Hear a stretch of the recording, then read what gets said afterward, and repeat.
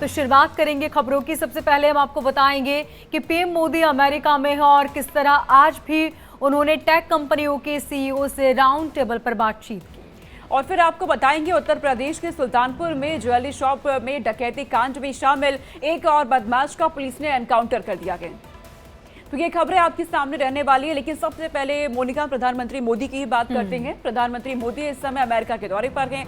आज उन्होंने टेक कंपनियों के सीईओ के साथ राउंड टेबल बातचीत की है। इस दौरान उन्होंने कहा कि भारत का मंत्र रिफॉर्म, ट्रांसफॉर्म और परफॉर्म है। उन्होंने आगे कहा कि आपके अनुभव मेरे लिए बहुत महत्वपूर्ण है। 21वीं सदी टेक्नोलॉजी का युग है। ऐसे समय में सिर्फ टेक्नोलॉजी ही मानव का कल्याण कर सकती है और इसकी गारंटी भी देती है।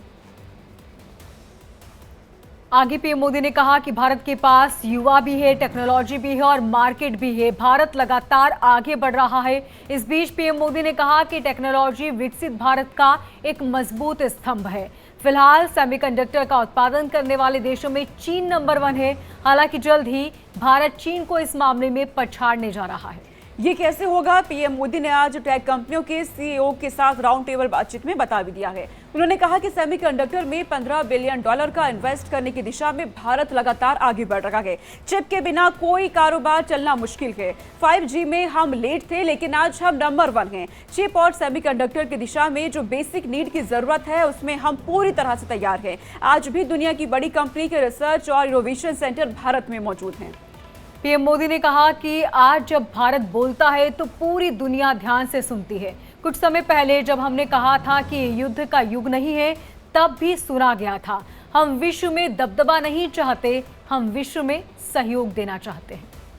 तो पीएम नरेंद्र मोदी की तरफ से बड़ी बातें कही गई हैं। अमेरिका दौरे पर वो इस दौरान वो तमाम जो बड़ी बड़ी कंपनियों के सीईओ हैं उनसे मुलाकात वो कर रहे हैं और टेक्नोलॉजी को लेकर के इसके साथ कैसे और आगे बढ़ना है, इस पे चर्चा हो रही है। और साथ ही पीएम नरेंद्र मोदी ने कहा कि भारत की ओर अब पूरी दुनिया देख रही है, पूरे विश्व की निगाहें अब भारत पर ही हैं।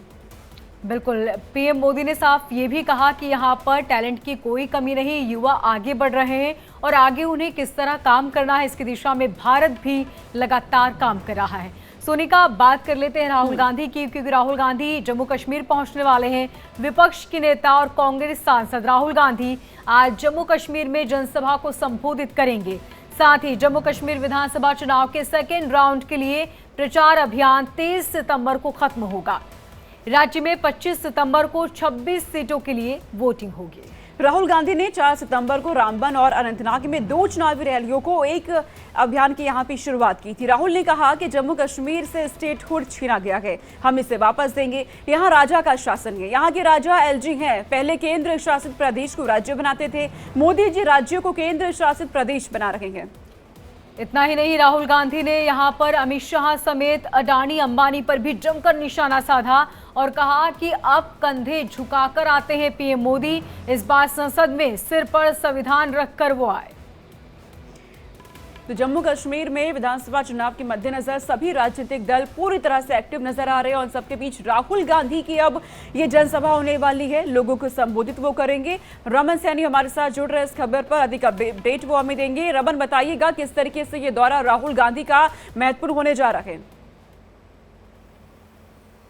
जी हाँ, बिल्कुल। देखिए सोनिका, जिस तरीके से जम्मू कश्मीर के अंदर विधानसभा का चुनाव जो है वो 10 सालों के बाद हो रहा है। 10 सालों के बाद जो है लोगों को यहाँ पर विधानसभा चुनाव में अपने नेता को चुनने का मौका मिल रहा है। ऐसे भी इसी बीच में चाहे भारतीय जनता पार्टी की बात करें या कांग्रेस, दोनों ही सुपर एक्टिव मोड में नजर आ रही हैं। खासतौर पर राहुल गांधी का ये दूसरा दौरा जो है वो जम्मू कश्मीर का है। इससे पहले फेज के चुनाव के लिए राहुल गांधी बनिहाल और देवसर की सीट पर गए थे, जहां पर उन्होंने लोगों से, वोटर से जो है अपील की थी और जमकर जो है वो भारतीय जनता पार्टी की नीतियां और भारतीय जनता पार्टी के जो यहां पर जिस तरीके से 10 सालों से भारतीय जनता पार्टी किसी न किसी तरीके से शासन में रही है, चाहे वो लेफ्टिनेंट गवर्नर मनोज सिन्हा की अध्यक्षता वाली एडमिनिस्ट्रेशन को कंट्रोल करना हो या फिर पीडीपी और बीजेपी की जो सरकार जम्मू कश्मीर के अंदर करीबन 3 साल तक चली थी, उसको लेकर काफ़ी खरी खोटी जो है वो भारतीय जनता पार्टी को सुनाया था और भारतीय जनता पार्टी पर यह आरोप लगाया था कि जम्मू कश्मीर से धारा 370 हटाकर जम्मू कश्मीर का स्टेटहुड जो है उनकी तरफ से छीन लिया गया था।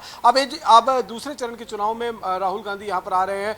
आज 11:30 11 से पौने 12 बजे के बीच में वो सुरनकोट के इलाके में पहुंचेंगे, जो पुंछ डिस्ट्रिक्ट का इलाका पड़ता है।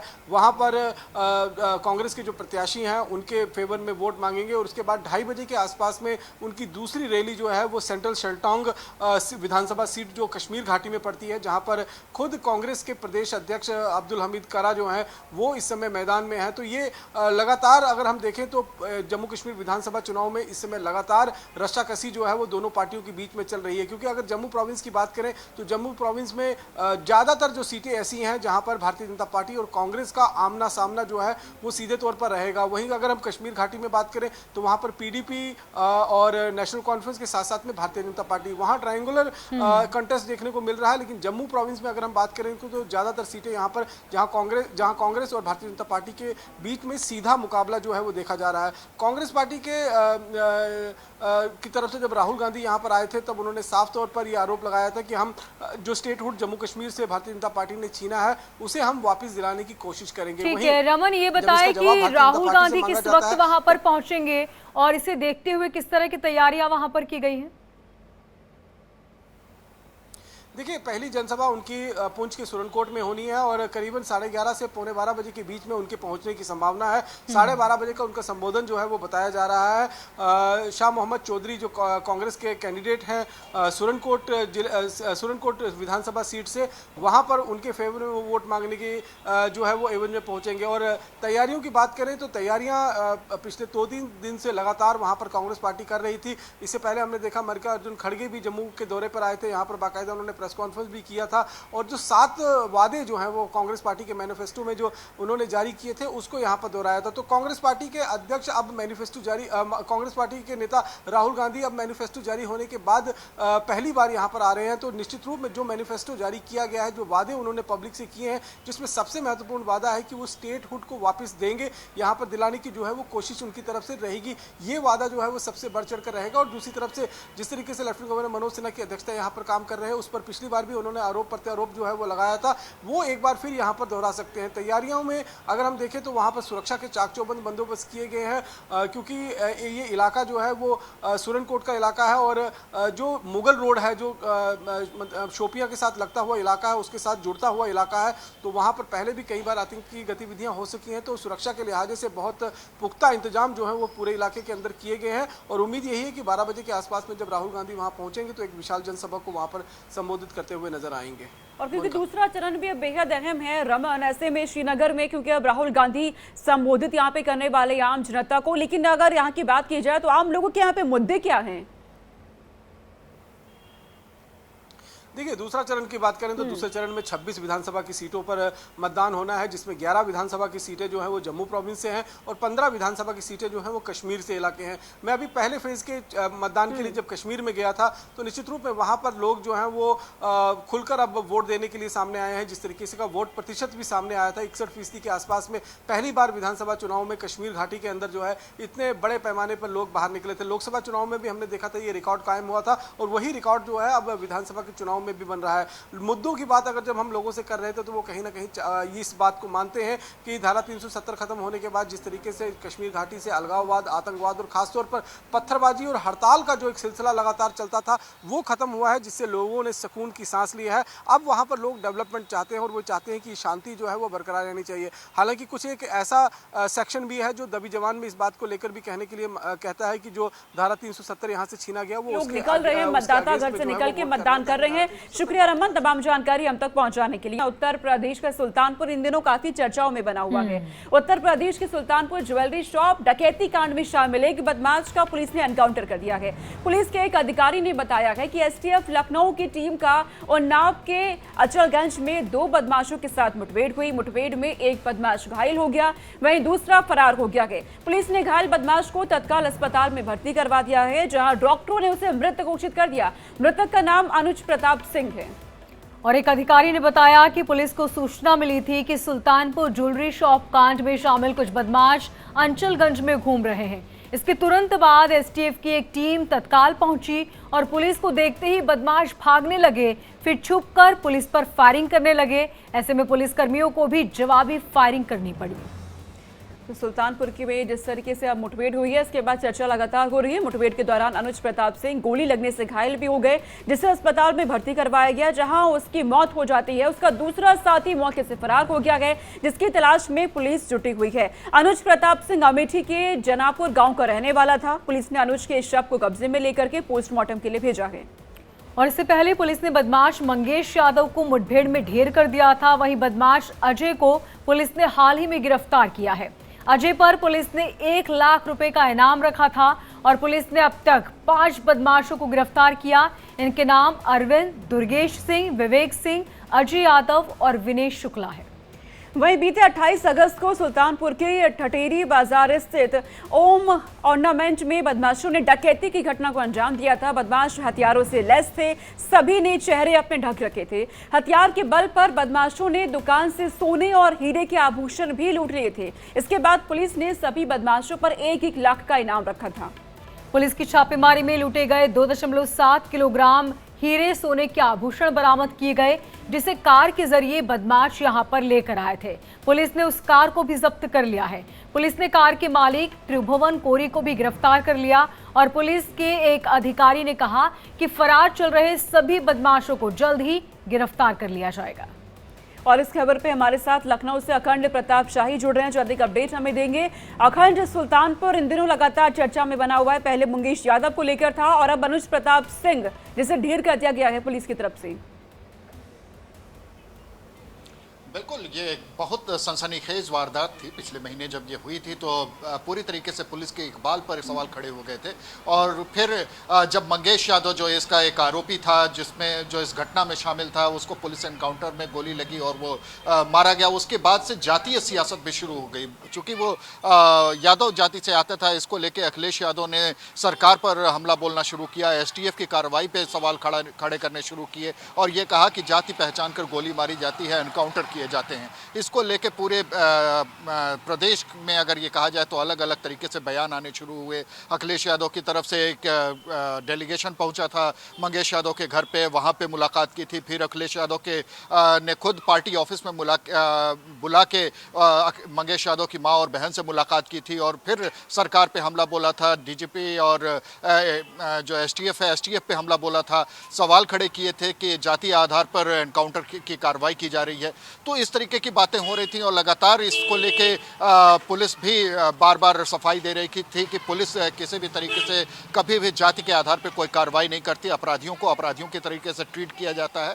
यही बात DGP ने जब प्रेस कॉन्फ्रेंस की थी पिछले 12 सितंबर को, तब भी ये बात सामने रखी थी। साक्ष्यों के आधार पे वीडियो फुटेज जारी किए थे और बताया था कि कौन किस पोजीशन में था जब लूट हो रही थी, मंगेश यादव की क्या पोजीशनिंग थी, ये जो आज मारा गया है अनुज सिंह, इसकी क्या पोजीशन थी, ये क्या कर रहा था। बाकी जो विपिन सिंह जो मुख्य इस पूरी घटना का सूत्रधार है, वो जो रायबरेली जेल में उसने रायबरेली कोर्ट में उसने आत्मसमर्पण किया था, उसे जेल में भेज दिया गया था। उससे रिमांड पर लेकर जब पूछताछ की थी तो फिर जाके पूरे मामले का खुलासा हुआ था। आज जब ये सुबह STF को ये पता चला था कि ये उन्नाव इलाके में अचलगंज थाना क्षेत्र में ये कहीं छुपा हुआ है और भागने की कोशिश कर रहा था, तो पुलिस ने घेराबंदी की। STF की टीम थी साथ में, तो घेराबंदी की। घेराबंदी में जवाबी फायरिंग करना शुरू कर दिए 2 बदमाश, जिनमें से एक अनुज सिंह जिसको गोली लगी है। जवाबी कार्रवाई में पुलिस के इसे गोली लगी, सर में गोली लगी थी। पुलिस ने इसे हॉस्पिटल लेके गई। पुलिस जैसे हॉस्पिटल लेके गई, वहाँ पे मृत घोषित कर दिया गया। एक जो इसका साथी फरार है, उसकी तलाश की जा रही है। ये पूरा मामला अगर देखा जाए तो सिर्फ लूट का मामला नहीं था, क्योंकि इसमें जितनी लूट हुई थी उसकी 100% बरामदगी करा ली गई। इसको लेके जो सराफा एसोसिएशन है, सराफा एसोसिएशन ने सरकार की तारीफ की, STF की तारीफ की, DGP की तारीफ की, उनको सम्मानित किया। ये सारी चीज़ें चल रही थी, लेकिन इसमें जो पॉलिटिकल एंगल जब आया तो उसके बाद से ये मामला अलग तरीके से तूल पकड़ने लगा और वो मंगेश यादव के एनकाउंटर के बाद से ये मामला उठा था। मंगेश यादव को लेके उसे महिमामंडित करने की कोशिश की गई कि वो अपराधी था ही नहीं, वो तो घर पे आया ही नहीं था। जबकि उसके माँ और बहन ने पुलिस की पूछताछ में जब मौके पर पुलिस पहुंची थी तो वीडियो रिकॉर्डिंग में कहा था कि 3 महीने से वो फरार है, आता नहीं है घर पे। तो लेकिन इसको दूसरे तरीके से प्रोपेगेंड किया गया और आप सरकार नजर को बनाए घेरने की कोशिश रखिएगा। की आपसे गई। जानकारी लेते रहेंगे। फिलहाल बहुत शुक्रिया तमाम जानकारी के लिए। ब्रेक के बाद स्वागत है आपका। बात करते हैं बिहार में जिस तरीके से बाढ़ बारिश का दौर जारी है। बिहार में गंगा नदी के जलस्तर बढ़ने के कारण बक्सर, भोजपुर, सारण, वैशाली, पटना, समस्तीपुर, बेगूसराय, लखीसराय, वहीं मुंगेर, खगड़िया, भागलपुर, ये वो जिले हैं जहां पर जो आबादी है वो प्रभावित हो रही है। और बाढ़ के चलते मुंगेर विश्वविद्यालय में परीक्षा स्थगित कर दी गई। आपको बता दें कि यहाँ पर जगह जगह जलभराव के चलते लोग बेहद परेशान हैं और नदियां उफान पर हैं। कई जगह तो स्कूल बंद कर दिए गए हैं और कई जगहों पर घुटनों तक पानी भरा हुआ है, जिसके चलते लोगों को परेशानी हो रही है। रजनीश हमारे साथ लगातार बने हुए। रजनीश, सबसे पहले बताएं कि वहां पर किस तरह की स्थिति है और प्रशासन किस तरह के इंतजाम कर रहा है। बाढ़ का प्रकोप है, हर जगह जगह पानी है। मैं इस वक्त गंगा किनारे खड़ा हूं और देखिए गंगा का जलस्तर कितना तेज है। सामने आपको बिल्कुल दूर दूर तक सब कुछ डूबा हुआ दिख रहा होगा। आसपास के जो गांव हैं वो डूब गए हैं।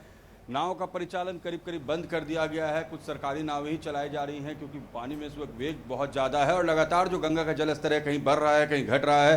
पटना से लेकर भागलपुर, बेगूसराय, मुंगेर, और उसका नतीजा क्या है उसकी तस्वीर भी आपको हम दिखाते हैं। गंगा उस तरफ गाँव डूबते गाँव और इधर उस गांव से पलायन किए हुए लोग। देखिए किस तरीके से जो लोग हैं वो यहाँ पर अपने मवेशियों को लेकर आके शेड में पड़े हुए हैं। गवर्नमेंट ने यहाँ पर शेड बनाया है तो उस तरफ इनके सामने वो गांव डूब रहा है और जो इनके पास बचा खुचा है उसे लेकर, क्योंकि मवेशी इनका सहारा होता है इन ग्रामीण इलाकों में।